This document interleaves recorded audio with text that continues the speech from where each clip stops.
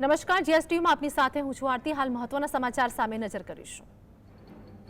વડોદરામાં એમએસ યુનિવર્સિટીમાં સ્થાનિક વિદ્યાર્થીઓને પ્રવેશ મુદ્દે ફરી આંદોલન શરૂ કર્યું છે, જેમાં વિદ્યાર્થીઓને 40% સુધી પ્રવેશ આપવાની માંગ સાથે વીસીને આવેદનપત્ર આપવામાં આવ્યું છે।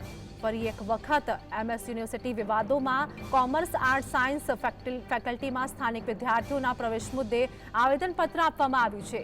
તો કોમન એક્ટ પાછો ખેંચવામાં આવે અને વિદ્યાર્થીઓ પર થયેલા જુલ્મ અંગે પણ વાત કરવામાં આવી છે। રાઉટિંગના ગુનાઓ પણ પરત લેવામાં આવે તે માંગણી સાથે વિદ્યાર્થીઓ દ્વારા વિરોધ કરવામાં આવી રહ્યો છે। તો વડોદરાની એમએસ યુનિવર્સિટી ફરી એક વખત વિવાદોમાં આવી છે। સ્થાનિક વિદ્યાર્થીઓને પ્રવેશ મુદ્દે ફરી આંદોલન શરૂ કર્યું છે અને આ સાથે જ આંદોલનમાં અનેક લોકો જોડાયા છે। વિદ્યાર્થીઓને 40% સુધી પ્રવેશ આપવાની માંગ સાથે વીસીને પણ આવેદનપત્ર સોંપવામાં આવ્યું છે।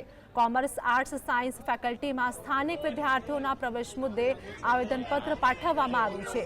તો કોમન એક્ટ પાછો ખેંચવામાં આવે તેવી વિદ્યાર્થીઓ દ્વારા હાલ તો રજૂઆત કરવામાં આવી છે અને આ સાથે જ વિદ્યાર્થીઓ દ્વારા વિરોધ પણ કરવામાં આવી રહ્યો છે। રાઇટિંગના ગુનાઓ પણ પરત લેવામાં આવે તેવી માંગણી સાથે તેઓ વિરોધ કરી રહ્યા છે।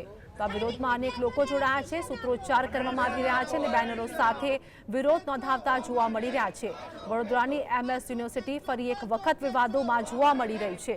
40% સુધી પ્રવેશ આપવાની માંગ સાથે વીસીને આવેદનપત્ર પણ સોંપવામાં આવ્યું છે।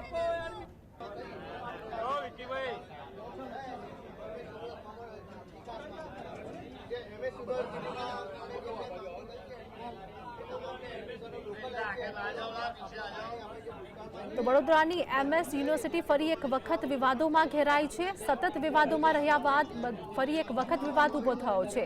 સ્થાનિક વિદ્યાર્થીઓને પ્રવેશ મુદ્દે ફરી આંદોલન શરૂ કર્યો છે અને તે લોકો વિરોધ નોંધાવી રહ્યા છે અને સૂત્રોચ્ચાર પણ કરી રહ્યા છે।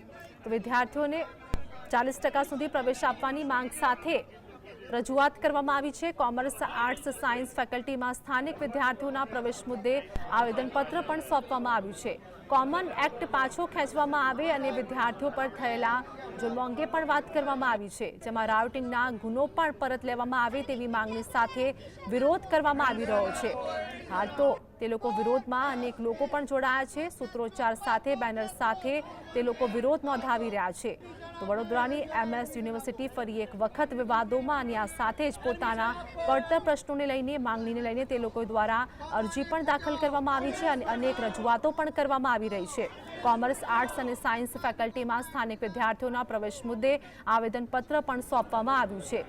તે લોકોની અનેક માંગો છે અને આ સાથે જ તે લોકો વિરોધ કરી રહ્યા છે। આ વિરોધમાં અનેક લોકો જોડાયા છે અને બેનરો સાથે તે લોકો સૂત્રોચ્ચાર સાથે વિરોધ નોંધાવી રહ્યા છે। તો વડોદરાની એમએસ યુનિવર્સિટીમાં સ્થાનિક વિદ્યાર્થીઓને પ્રવેશ મુદ્દે ફરી એક વખત આંદોલન શરૂ થયું છે। વિદ્યાર્થીઓને 40% સુધી પ્રવેશ આપવાની માંગ પણ કરવામાં આવી છે।